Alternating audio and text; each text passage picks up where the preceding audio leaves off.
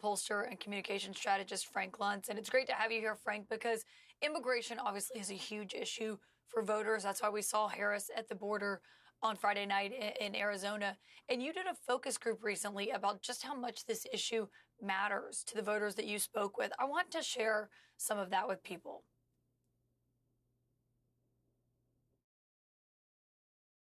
The thing for me is that there's a distinction between an illegal immigrant and someone who's entered the country legally, who's seeking asylum and trying to, become a citizen. And the other question is, what do you want? They're here. What do you want? What are we going to do with them?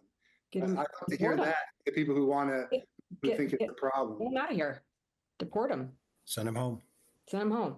By leaving illegals here, you undermine the system of legal immigration because you send the message that laws can just be tossed out the window.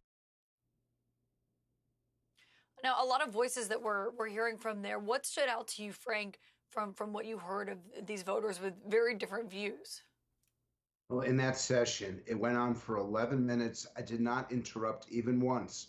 They didn't need a moderator. For 11 minutes, they took the conversation completely in a different direction. I applaud CNN for using the most rational, responsible, sensible commentary because this is an issue that is out of control. The public is very hyped up about it, very angry about it, wanting to solve the issue, complaining about both political parties, both candidates, and that they're doing nothing except arguing. The situation seems to be getting worse. Well, and on that, we're seeing numbers that show Harris has the edge with registered Latino voters. It's a new polling that's out today from NBC. But she's actually further behind than where Democratic nominees have been in the past. What do you attribute that to? And it's a critical finding. Back in 2020, Joe Biden beat Donald Trump by more than 30 points among Latino voters. Right now, Harris's lead is only 13 or 14 points, half of that. And that comes into play in states like Nevada and Arizona that are critical, 2 of the 7 most important swing states.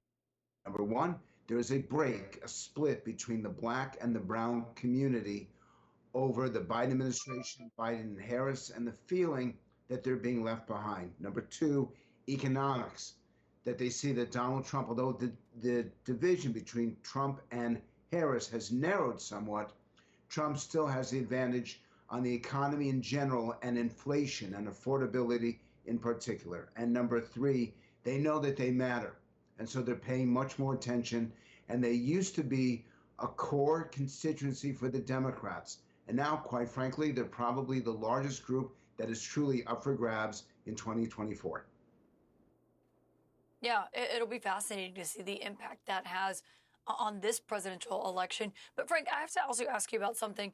Trump earlier today, and he did part of this yesterday, but today he was talking about this violent crackdown on crime in the United States. I want you to just listen to what he said at a rally. I walk into you see these guys walking out with air conditioners, with refrigerators on their back, the craziest thing, and the police aren't allowed to do their job. One rough hour, and I mean real rough, the word will get out and it will end immediately. End immediately. It'll end immediately. When you hear that, I mean, he's literally describing the plot of the movie Purge for people who haven't seen it. But Frank Luntz, just listening to that, talking to voters, when we're talking about these undecided, persuadable voters, how do you think they hear something like that? Well, you're getting right to the point, and this is critical.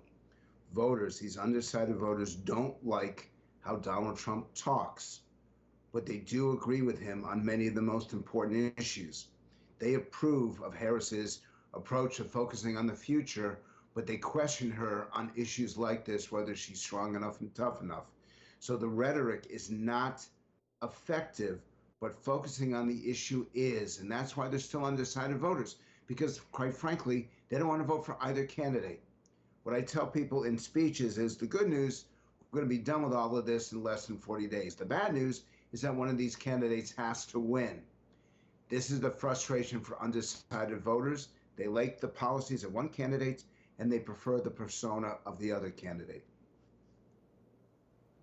Frank Luntz, it's a fascinating a look at this race and where these voters stand. Thank you for joining us. Thank you for having me.